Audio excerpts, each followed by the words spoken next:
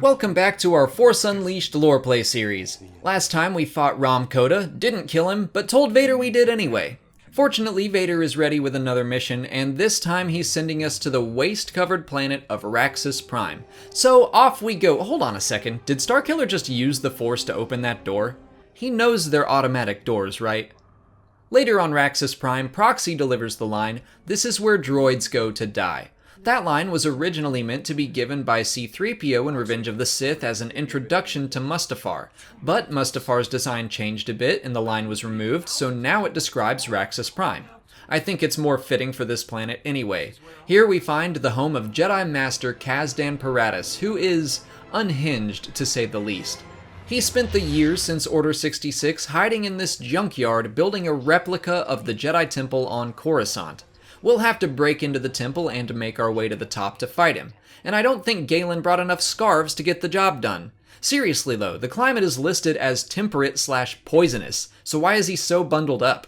I can't put my arms out! Raxus Prime was once a beautiful world of lagoons and islands, but over centuries it became industrialized, and by the time of the Clone Wars it was completely covered in toxic debris.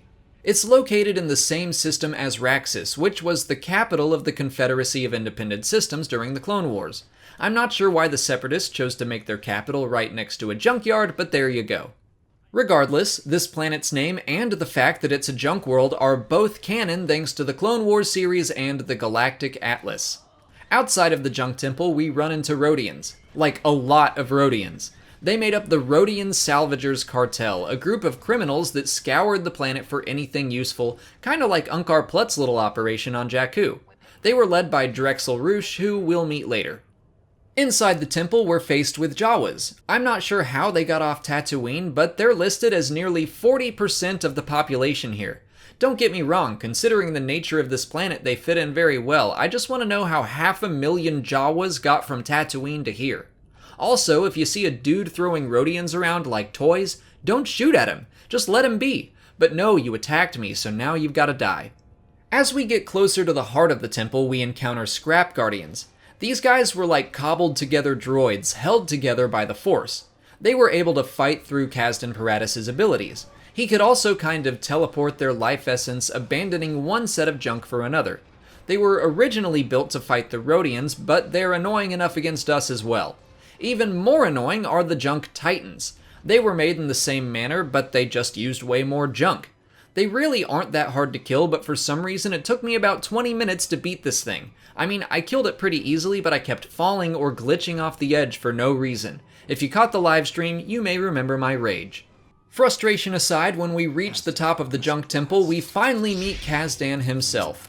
Kazdan Paratus was an Alina Jedi Master. As a child, he was recognized to be different from the other Padawans. He lacked social skills and spent his time tinkering with droids and machines, but he ultimately passed the trials of knighthood by using battle droids to assist him.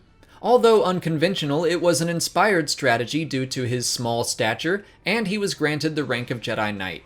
He spent most of his career as a member of the Order's technical division, creating training droids and more. During the Clone Wars, he positioned himself on the front lines, building medical droids and power droids to help his allies, while he studied the battle droids of the Separatists. He fought with a lightsaber pike and built 4 mechanical arms to assist him in battle.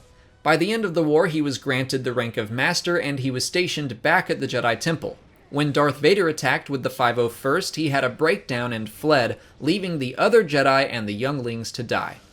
Racked with guilt, he came here to Raxus Prime, went crazy, and not only built this temple, but filled it with puppets of all the members of the Jedi Council.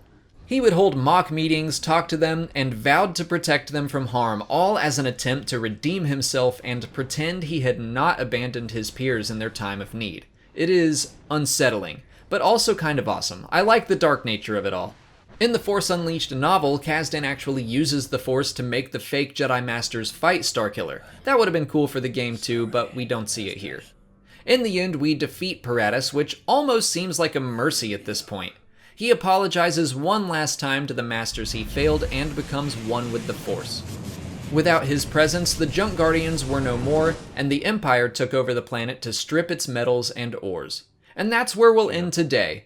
Next week, we'll face off against Shaak Ti, and we'll get to see one of her, 8 death scenes. If you want to start this series over from the beginning, you can watch this playlist right here.